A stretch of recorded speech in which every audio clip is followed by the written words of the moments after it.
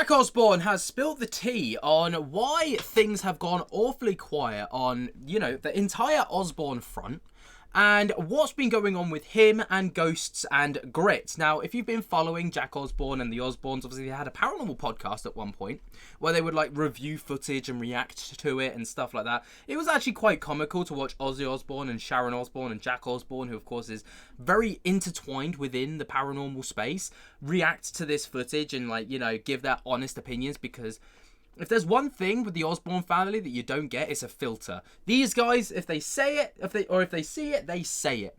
And things have gone really quiet. And there's been a lot of rumors going around the rumor mill and stuff like this. And Jack Osbourne came out on his YouTube channel with a video that's titled "Ghosts and Grit: What Happened to Osbourne Media."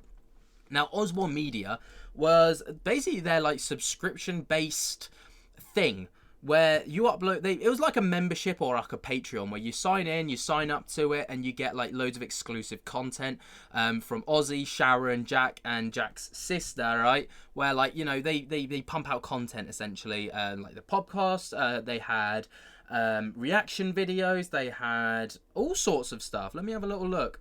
The Basement Tapes, the Madhouse Chronicles, podcasts, all sorts of stuff that they had going on. It was, if you're a fan of the Osbournes, you were probably signed up to this, and it was actually pretty good, I'm not going to lie to you. And I like listening to their podcasts every once in a while, just listening to hear what they had to say about stuff. But then it went really, really quiet. And people were kind of starting to speculate about what was going on, and Jack Osbourne just released an entire 30-minute video talking about everything that pretty much went on. So I'm going to skim through the video to give you some of the highlights. If you want to go and check out the full video, go over to Jack Osbourne's YouTube channel. But he kind of starts out, and there's a couple of things in here that I want to talk about as well. Obviously, it's a very somber, and the video's got a very serious tone to it. So they start to talk about Osbourne Media around 8 minutes in. All right, and then, we'll take a look at that part first. Scheduling, the financials of it, and I think it was kind of weighing. Those two things were really weighing on everyone. So there was a decision that was made that unless we kind of figured it out by August, that we were going to have to hit the pause button on Osbourne Media House, and that's what happened. So for the viewers of my channel, for the folks that like tuning into Ghosts and Grit, it's really apparent that things have changed. The reason why, for me, was I didn't have a team anymore. I couldn't keep everything going with, all my staff and my producers, and they were the best of the best. And I didn't want to hold them back. I didn't want to say, hey, let's figure this out. I kind of hit the pause button too, and I've been doing a bit of a pretty scaled down version of before. That's why the content's been different. There you go. So basically that's in a nutshell. He goes on to kind of elaborate on everything that he's just said. But in a nutshell, what he's saying is, Osbourne Media House got not shut down, it got put on pause. They couldn't get the time or the scheduling or whatever. They're all very busy people. Sharon Osbourne, last year, was in Big Brother. You've got Ozzy Osbourne, obviously, he's suffering with some medical ailments at the minute, and I know Sharon Osbourne does a lot of stuff to support him. You've obviously got Jack Osbourne, who's all over TV. They're very busy people, and scheduling, I can imagine, was a bit of a nightmare, getting them all in the same room at the same time. Obviously, Jack Osbourne spearheaded the Fright Club, which I was actually on. I had the privilege of going on there with Lainey at one point, and it was really fun. It was with Jack and the Ghost Brothers. That was great. I think it was season 2 we were on. I think it was season 2. They loved it. We loved it. It was awesome. But to move forwards, obviously, within the video, Jack then goes on to, obviously, the Osbourne Media side of things is kind of the main crux of why the finances kind of dipped. But then you've also got the paranormal side of things, which Jack goes on to talk about in this part of the video. I know that, there are a lot of investigators out there. There's a lot of... Now, I've got to say, this is where the video kind of takes a bit of a... this is what I think divides the community, right? between the believers and the skeptics. And what he's about to say could become quite divisive. Just bear with it. Just bear with it is all I got to say. People in this space that they live and breathe it, and I did for a long time. I did a lot of investigating. I did a lot of paranormal content. I learned a lot about what it is, or what I think it is. I learned how to do. I had a really amazing ride working in the paranormal space for, cable networks. But that came at a price. About 18 months ago, I guess I'll get into it. About 18 months ago, information came to me that led me to believe that I had a pretty significant kind of negative attachment.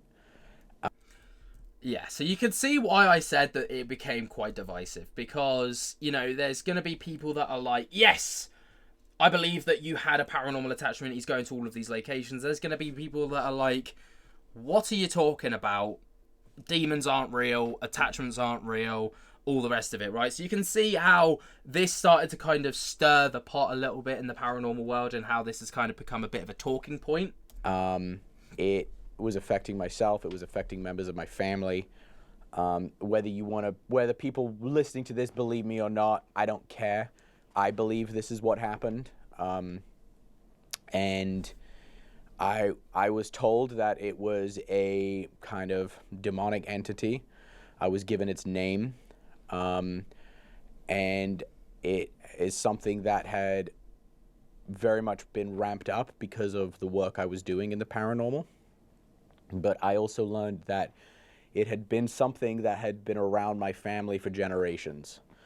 And that's when things start getting weird. When you start kind of going like, wait, what? Like, this is like a generational kind of attachment. And for the longest time, I did not believe in the demonic. I did not believe in that. I just thought that was too much of a kind of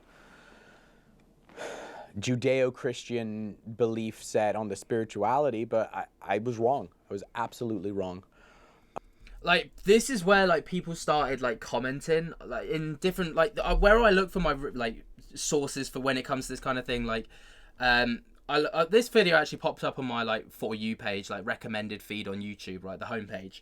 And then I went, like, to do, like, a bit of digging on it. Like, I went to look at Reddit, and I went onto Twitter and stuff.